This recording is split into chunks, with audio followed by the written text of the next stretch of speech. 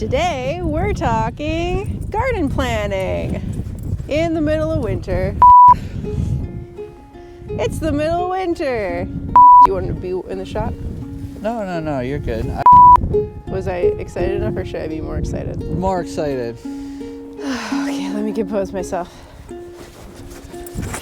Since there's snow in our garden, today we're talking garden planning. Yeah, that was exciting enough. Yeah? Yeah. Okay.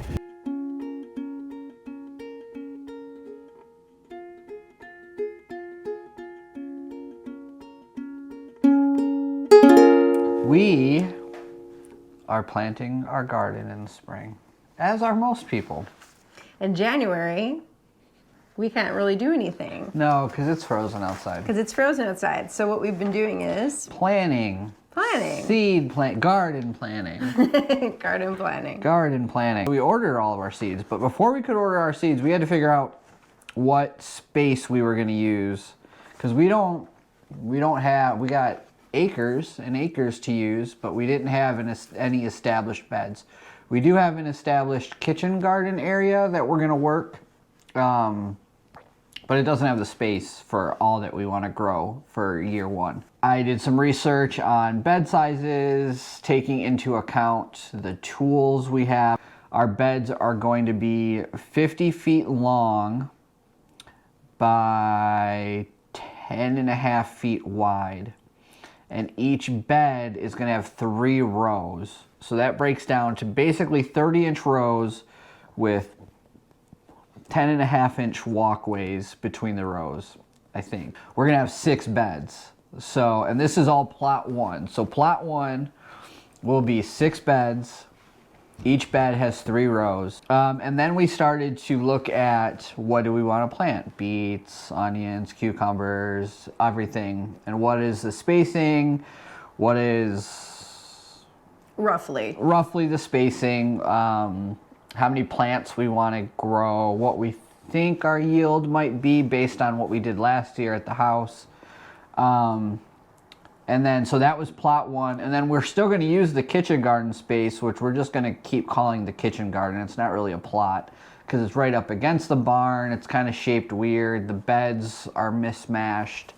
There's even circle beds, which is nice. It's really pretty in there, but it's not a traditional square rectangle garden plot. And it has the fencing around the outside of it. Yeah, it's already fenced. That we can use to have beans and peas and cucumber, any vining vegetable we can have there. Because there's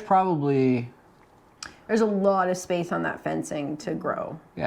So we got on Google Earth, and I also took an orthographic drone flight of the property as well, and got an idea, and I plugged in the numbers and used Google Earth to do all the math and actually lay out the beds from a satellite view to make sure we have the room. We've got to keep a little room between the silos and where we're going to have the garden, because the gentleman who owns the silos, he gets in there with a big old tractor.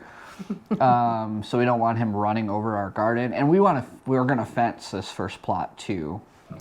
Okay, so in the fall, we planted our garlic because... She planted our garlic. We planted them in October. We moved here October 17th. We moved here October 17th, and I went straight to TNT and bought garlic bulbs. It was on our planning list for moving. Was that Halloween weekend that we planted them? I think it was, yeah. The week before. Yeah, and So a little later than we wanted. Yeah, and I was super excited to plant those. And so they're planted out by the barn and kind of like a sheltered area. Show the time lapse here.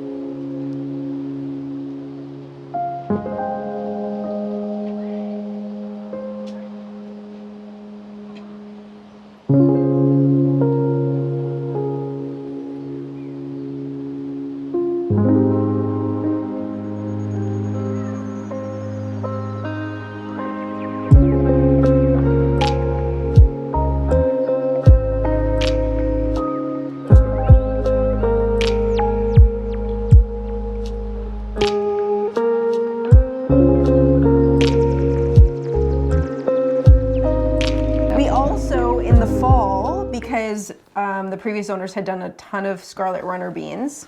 So we did. We harvested the beans, the seeds.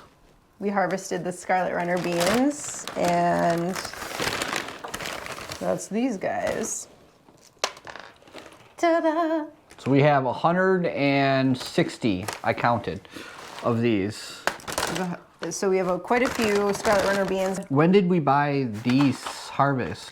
So Heritage Harvest Seeds is a Manitoban company out of, I think it's Flin Flon, Manitoba. They are really awesome, and in the fall, I had heard that they run out of seeds very quickly because people love to buy their seeds because they're all heirloom vegetables, or most of them are heirloom vegetables and flowers and herbs. So what I did was message them and ask, when should I buy? When are you going to be refilling your stock? And they were super quick and great and got back to me right away. And they had said, I think it was November. It was something like that. Check back in November, I think they said. And so I did. So then we bought in November. We bought a ton of seeds from Heritage Harvest. And so that's most of our vegetables. Some of our peppers, those are vegetables. Those are vegetables. We got corn. I don't know if corn's a veggie, but check this. We're gonna do 2 types of corn. We're gonna do jam corn, which is flint corn. And then we're gonna do actual like sweet corn that we got from TNT. But this is like the multicolored corn, which I have wanted to do for a long time. Yeah, so we're gonna even try rows of corn. They're not gonna be in the main plot or kitchen garden. I'm gonna have a little test area to the east of the garage, also using the garage as a sheltered, kind of a wind shelter. And we're gonna have a little corn plot where I'm gonna try corn and eventually rye wheat as well. Because I may wanna make some whiskey one day. So we're gonna try our own rye as well. Not this year, next year. Yeah, so we bought a ton of stuff from Heritage. We got herbs. We got our herb flowers that I'm gonna be planting in our flower gardens, which I'm super excited about. A lot of them are perennials. We also got some morning glory and all that kind of fun stuff. And then, yeah, we have our vegetables. And then we also got more recently from TNT seeds, which we ordered in January, and we have already. And I just picked up 3 days ago. Yeah. And we wanted to get seeds from Manitoba because we just thought we're in zone 3. We should be buying seeds that are familiar with our climate, and who knows, we could try other places, but for this year we're going to try Manitoban local providers. So that's TNT Seeds and Heritage Seeds. We got Heritage Harvest. Boom. Check those puppies out. I got 50 seeds of these. I know West Coast seeds are really good as well. And if there's ever some things that we can't get in Manitoba, we can always check them out. Lead the way, little lady. Ooh. She's like, I got my stick. I'm out of here. See you guys later. What are we doing today? We're going to show you where the garden's going to go. The garden's going to go. So we're walking out to the gardens where we're going to be putting the gardens. And yesterday we had a bit of a storm, I guess you could say. Windstorm, and we lost power. So that was fun. We got power back at 2 o'clock in the morning. Yeah. We do not have a generator yet. We will have a... It was about 7 hours without power. Yeah, so this is the kitchen garden right here. This was already established. They had runner beans along this fence. The fence goes all the way around to where you get into the barn at. These silos sadly aren't ours. They belong to our neighbor down that way. He uses them to store grain for his cattle. That was part of the deal of buying the farm. He got to retain ownership of his silos. Hopefully they stay though. We like the aesthetic. But they also, it's a good windbreak for this pasture out here. So this is where we want to put plot 1. That's east, that direction, south. And the west winds come through and get blocked by the structure. The actual pasture where they did alfalfa was just out here. And I've got plot 1 starting right about here. This would be bed 1 right in here. Bed 1, bed 2, bed 3, bed 4, bed 5, and bed 6. And of course the wind's coming from the north today, so we're getting pelted.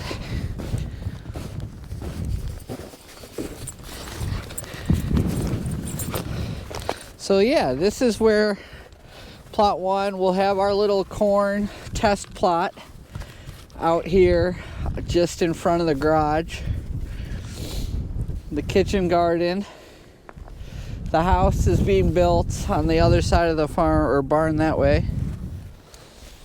But I think this is good because then if we wanted, like when we do other plots, push it another one out to the road, and then we can kind of put our plots this way around the barn.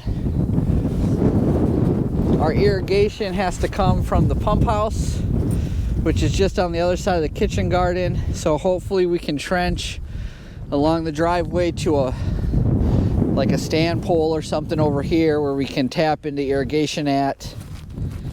The problem with trenching is if you want to use the irrigation in the winter, the line has to be like 8 feet deep here, 8.5 feet deep. But we'll probably not use it during the winter. We just blow it out before the freeze comes. Yeah. Well, my hands are frozen. How about yours? Mine were great. Did you put your liners in those? No, these are the other gloves. I can't do anything with those other gloves. We're good. Okay, well, let's go. Come on, Lainey. Gotta try and not freeze to death. Lainey, come on. Can you make it through that drift? She can walk on top of it. Come on. Come on. Come on, Lainey. You look like an Arctic explorer. Come on. You can walk on top of it. Look at that. Come on. You could too with your snowshoes on. Whew. Huh? But we face it like, So we gotta you can walk. see it behind us. Walk There we go. backwards in the drift. no, well, weren't we showing this is where the gardens are gonna be? Oh my gosh, you were like on a hill. Lainey hit him with the stick. And my turtle.